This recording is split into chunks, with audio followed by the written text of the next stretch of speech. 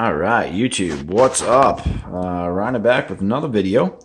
Hope everyone had a good weekend. Got a quick little 2-card mail day for you. Hope you like my 33 Gaudi little display in the back.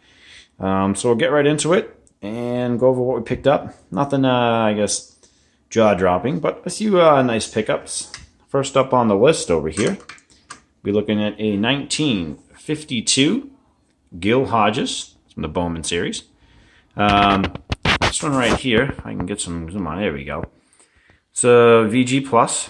It's got the SGC grading. Beautiful looking card.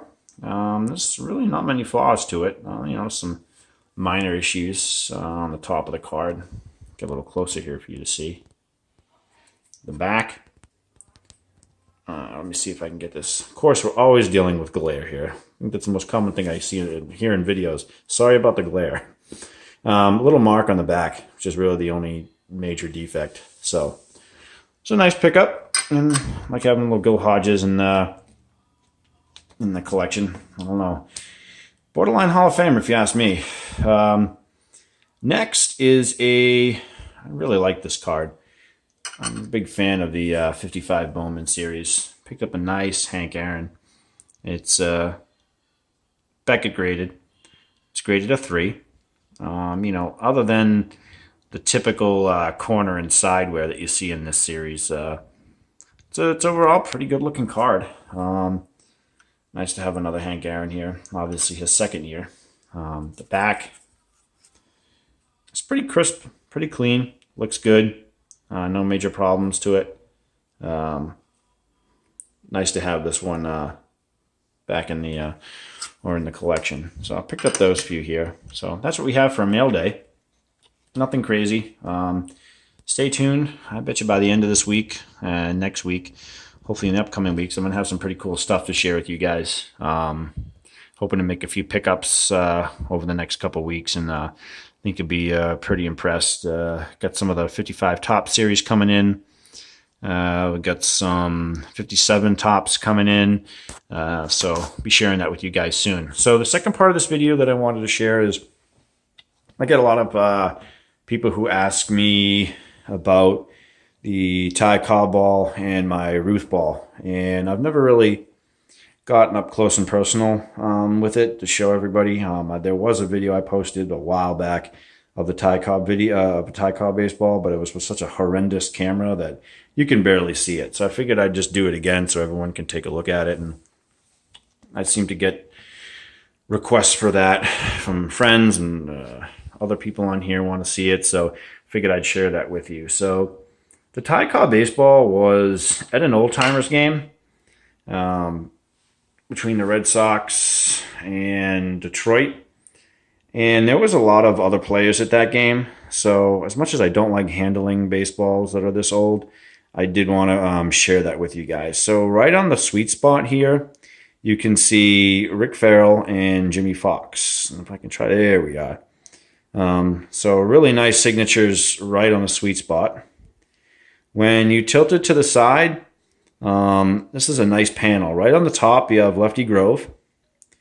You have Bobby Doerr, and then Ty Cobb is kind of small, but it is his. That is Ty Cobb there. So I'd probably say that is, it's a decent grade for the ball. It's pretty crisp and clean overall. The ball has been shellacked, which I know degrades the value, but I got this at a decent price for this type of baseball. Also, too, no major players on this side, to be honest with you.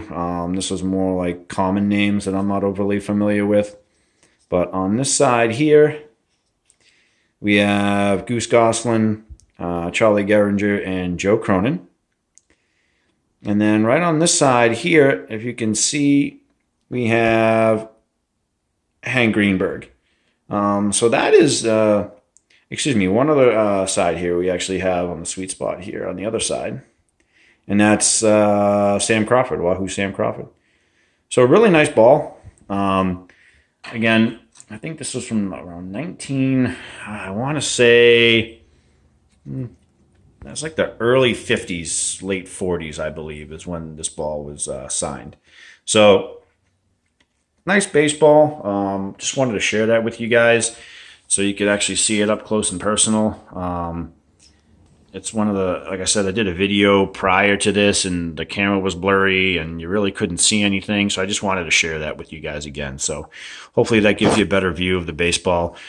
It is PSA DNA letter of authentication. So next up is I want to share my Babe Ruth baseball. And maybe some of you guys out here can help with this. So I got this when I was younger. I was a kid. I want to say I got this when I was about 13 or so. Try to get this glare off here and focus this ball for you. So you see what I can do here. Hold on one second while I'm trying to do this. It's just tough. This lighting in this room is really just horrendous. So when you look at this Babe Ruth baseball, it's a really nice signature. It's fairly, legible. You can read it. There's really not much wrong with it other than the ball is just whacked to crap. So the big thing on this baseball is the origins of the ball, and that's what I've had the most difficulty trying to pinpoint. So when you look at this baseball, there is some writing on it, and I'm not exactly sure what the writing is. And I've done some research on it, and the stitching would indicate that it was an official baseball. Sort of that red and black-ish type of stitching that you would see on that baseball, during, I want to say, the 20s, 30s, 40s-ish. Now, I could be wrong, so I'm asking for your help here if you have any ideas or suggestions. So I've read what this, I'm assuming a kid wrote, and at the top here it says home run hit at, and then it says something park. And I want to say right there at the top, NY. And I want to say that's New York. But it could be HY. I don't know. But I think it's NY. I think it's New York. Now, the problem is that this park here, I cannot find any information about this park. It either says it's either a BROSERO or it's a PROSERO, Brocera Park. Something along those lines. And I can't determine where this ball came from because there is no baseball park with a name close or similar to that.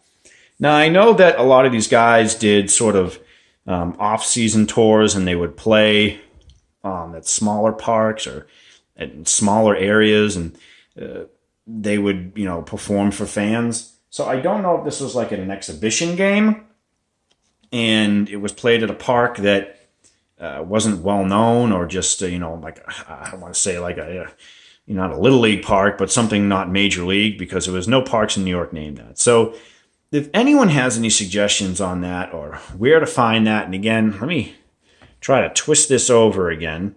And again, I hate handling it, but I did wash my hands and I dried them really well. And it does say, like I said, something home run ball hit at, and right under there, like Brocera Park.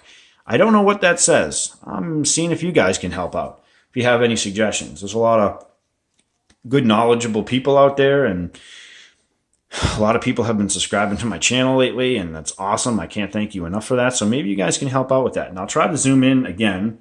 Of course, we always have that lighting issue. Let me see if I can tilt in this way and see if you can see it a little better.